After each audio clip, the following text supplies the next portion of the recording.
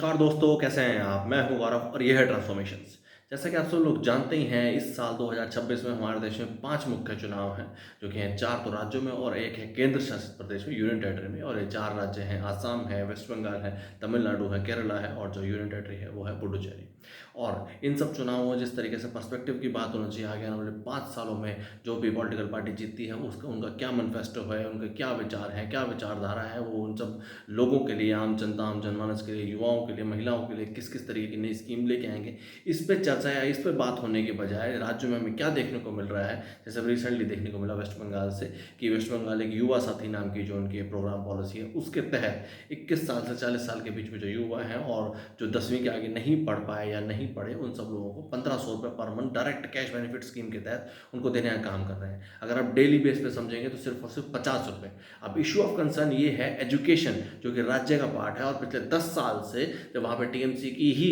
एक तरीके से जीत हुई और टीएमसी की ही सरकार है वहाँ पे, तो ये सब युवा 10वीं के बाद क्यों नहीं पढ़ पाए? और अगर कोई भी इस तरीके की सिचुएशन कंडीशन रही भी कि वो लोग नहीं पढ़ पाए, तो उनके स्किल के लिए क्या हुआ या उनकी स्किल किस तरीके से बेहतर हो पाएगी? ₹1500 पर मंथ देने से तो उनका सॉल्यूशन हो नहीं पाएगा और ये भी तब ही रह सकता है जब अगर टीएमसी ही आगे जीत पाए, नहीं जीत पाई और कोई और पॉलिटिकल पार्टी जीती या एक तरीके से मिक्स्ड ओवरऑल गवर्नमेंट रही, तो उसके बाद उन सभी युवाओं को क्या होगा? और उसके बाद अगर वो अगर प्रॉपर पढ़ भी नहीं पाए तो उसके इस पर्टिकुलर ₹1500 देने के बाद उनके स्किलिंग के लिए क्या किया जा रहा है या इस तरीके की जो स्किल्ड ऑर्गेनाइजेशन है किसी स्टार्टअप के तहत या फैक्ट्री ऑर्गेनाइजेशन के थ्रू उनको कोई पक्का रोजगार मिल पाए, ये तो हाल है। इसी तरीके की सिचुएशन हमने अभी तमिलनाडु में भी देखी थी जब वहाँ पर स्टालिन गवर्नमेंट ने लगभग ₹5000 लाखों की तादाद में महिलाओं को रिसेंटली देने का काम किया कि जनवरी फरवरी मार्च की तो उनको ₹1000 ₹3000 उसके हो गए और ₹2000 as a special summer bonus के नाम से देने का उनको काम किया, ₹5000 रिसेंटली। और ये सब चीज़ हम देख रहे हैं कि जिस तरीके से अब इलेक्शंस आ रहे हैं नज़दीकी, सभी भले रीजनल पॉलिटिकल पार्टीज़ हों और उसके बाद हम आगे चल के देखेंगे कि